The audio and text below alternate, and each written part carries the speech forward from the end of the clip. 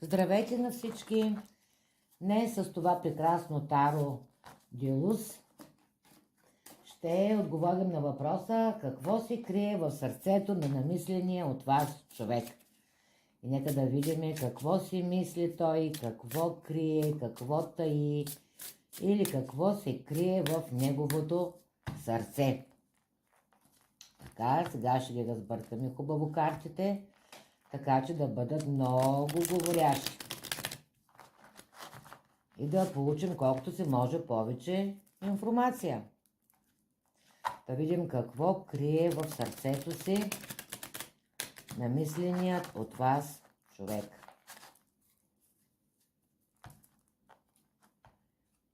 Така, какво крие, какво мисли, какво прави, какво чувства, какво иска да ви каже. Нещо също много важно. Какво крие сърцето си намисленият от вас човек. И сега нека да видим най-напред. Пак повтарям, че това е обща енергия. Затова при някой може да е на 100%, при други може да е много по-малко проценти. За лични консултации телефона ми е в информацията на канала. Ще го кача и отдолу под клипа, който иска да ми пише на Viber, за да видим какъв е вашият проблем. И сега нека да видим какво крие. Най-напред да видим за какъв човек ще си говорим. Да не почваме отзад напред. Така. Това е човек, който е много общителен. Лесно завързва приятелства, обича даже да флиртува. Се е забиколен с хора, се е в центъра на компанията. Обича да дава предложения за забавление, обича да пътува, да излиза, да се забавлява. Това е също обаче човек, който е добре материално, може да се позволи всичко това, но също можем да говорим и за човек, който цени и семейството. Т.е. той излиза, забавлява се, контактува с хора, но обръща нужното внимание на семейството си, както и поема всички свои отговорности. За това можем да говорим за семейните двойки. Ако такъв е вашия партньор, вие заедно пътувате, заедно излизате, заедно се забавлявате, защото отделно има между вас доста голямо разбирателство и хармония, или е имало, ако става въпрос за връзка, която в момента е на пауза или е приключила.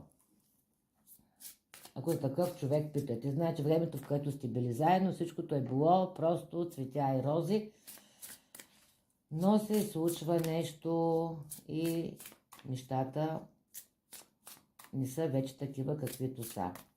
Но това няма значение в момента. И сега ще видим какво мисли този човек. Какво мисли?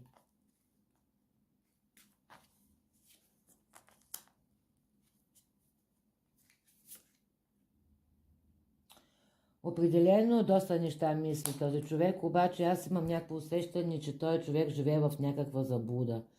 Тоест, ако става въпрос за връзка, която вече е приключила, той реално се заблуждава за нещо. И за това може би така са приключили нещата изведнъж, защото се е случило нещо, или някой му е казал нещо, или той е забелязал нещо, но това, което се е случило, не е истина. Като някаква лъжа, като че ли има. Така че ако на този човек държите, наистина може би е добре да видите за какво точно става въпрос. Отделно друго като тълкуване мога да кажа, че той си мисли и се вълнува, представя си различни ваши така интимни моменти, мисли за романтични срещи и как да ви изненада. Определено има така доста възможности да го направи, но мисли човек. Нали, аз малко така го казвам, но и така, но все пак много хора гледат и искам да обхвана колкото се може повече аспекти. Въпреки, че не е това, нали, всичко, което мога да кажа по тези карти, но все пак да не влизаме пък в много големи възможности, вариации, съвсем да се объркат нещата. Сметам, че това е достатъчно. Така, това беше какво мисли този човек. А сега да видим какво крие в сърцето си този човек, свързано с вас.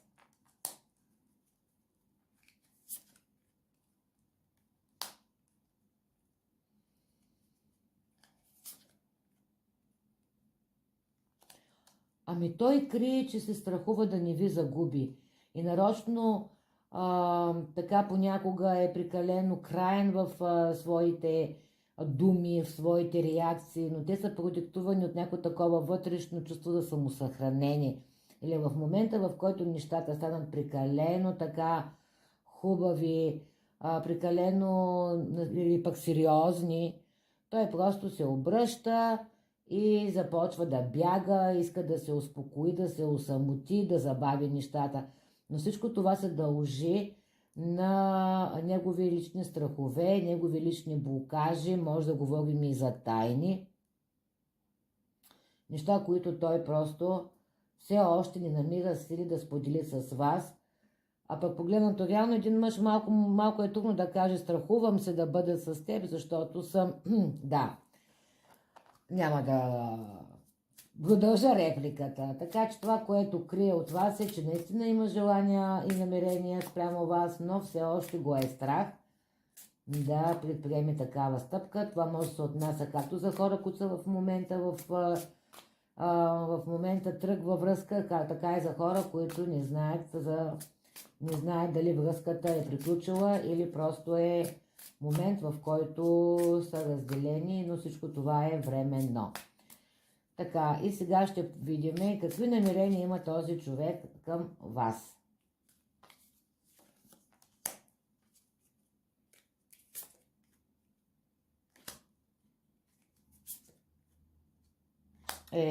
Много кралици.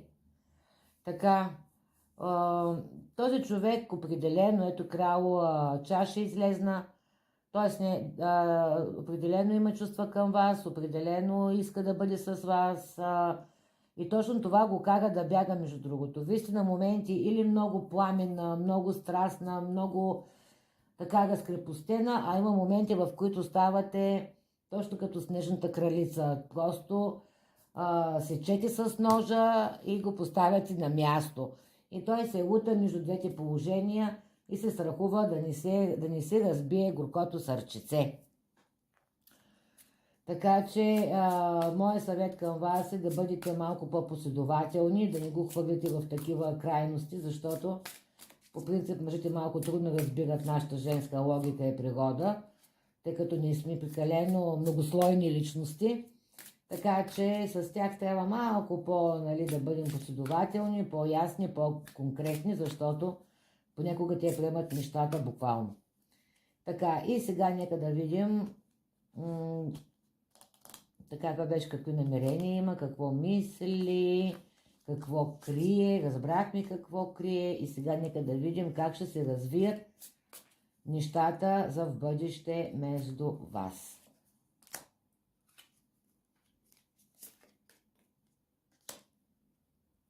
Доста интересно се развиват нещата.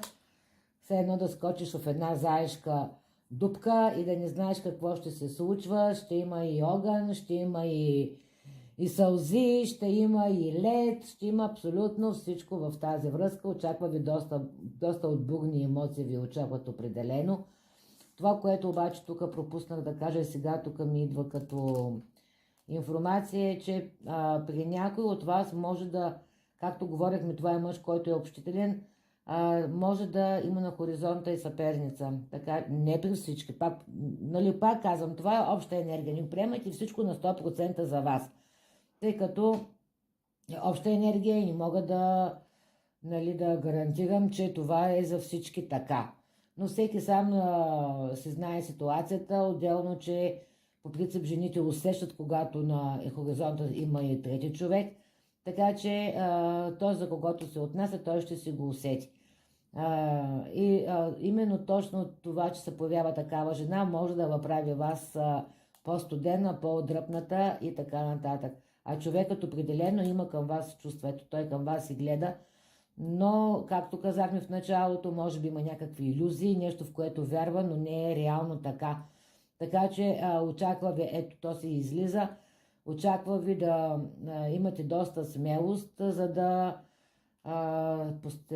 се изговорят нещата, така че да няма недоразумения и след това, нали, да има неприятни ситуации.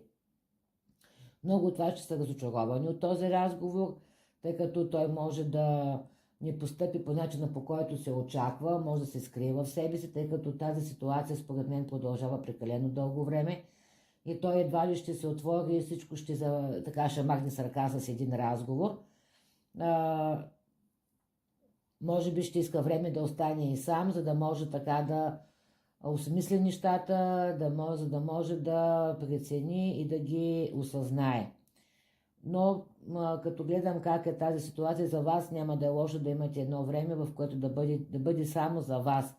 Дали ще е дори един час на ден, или говорим за случай, в който примерно няма да се обаждате, да бъдете с този човек, да се виждате, това няма значение, но определено е добре малко да се поглезите и да се почувствате наистина жена, както се казва. Масажчета, спа процедури и така нататък. Приятелки, веселие, купони, така малко, или пък на който това му е далечно, може да бъде просто една хубава книга, една разходка сред природата, в която да се усети. И сега да видим какъв е съвета за вас от висшите сили.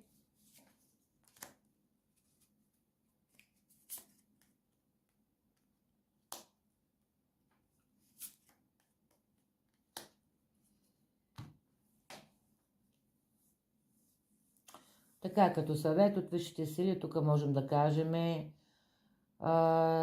че е добре да не премълчавате това, което ви тежи, да се изговори, да се осмисли, ако трябва, нали, да има разговори няколко пъти, да не е само отведнъж, да не се отказвате и така ще получите това, което реално вие искате, но се пазете от манипулация, не влизайте в прекалено обяснителен режим, защото по този начин вие алармирате, ето виж ме, аз съм виновна и така нататък. Просто дали ще е с думи, дали ще е с действия, покажете вашето истинско отношение към този човек, не се криете зад маски, зад роли, защото по този начин още повече го обърквате и усложнявате нещата.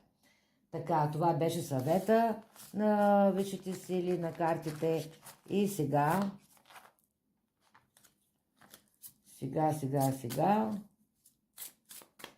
Още нещо искам да питам. Просто направо ме сърбят ръцете и не знам точно какво да питам.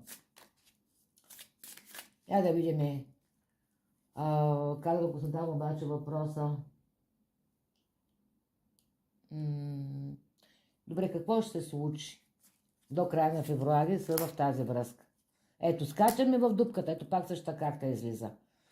Просто този разговор да го отлагате, ще се състои. Но трябва да сте търпеливи, много неща ще трябва да оставите зад гърба си, нещо старо ще се разруши, което е за добро, за да може да влезе новата чистата енергия.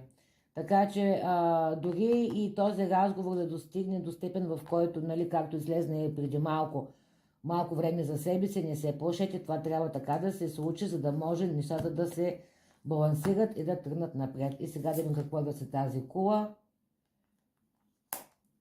Ето, едно сърце с двама човека.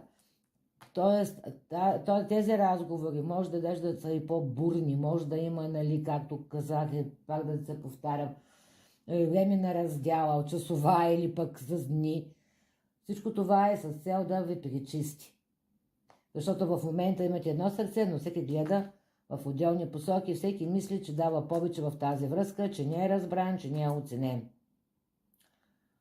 А ако става въпрос за човек от миналото, този човек ще се върне защото има неща, които трябва да бъдат уточнени и преработени. Така, това беше от мен. Желая на всички хубав ден и много успехи!